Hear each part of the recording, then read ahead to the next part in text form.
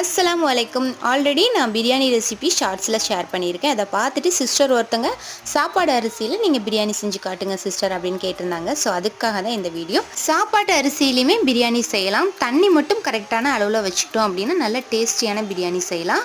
கறி வந்து பிரியாணிக்கு யூஸ் பண்ணுற மாதிரி கட் பண்ணி வாங்கிட்டு நல்லா க்ளீன் பண்ணி எடுத்துக்கணும். எப்பவும் போல் இன்றைக்கி ப்ரெஷர் குக்கரில் பண்ணலாம். நம்ம நார்மலாக தம்மில் கூட பண்ணலாம். குக்கரில் வந்து பிரியாணிக்கு வந்து சேர்க்குற மசாலா எல்லாமே சேர்த்து நல்லா வதக்கிட்டு அது கூட கறி சேர்த்துட்டு நல்லா கலந்துட்டு தேவையான அளவுக்கு கொஞ்சம் உப்பு சேர்த்து தண்ணி விட்டு நல்லா கறியை வேக வச்சு எடுத்துக்கணும்.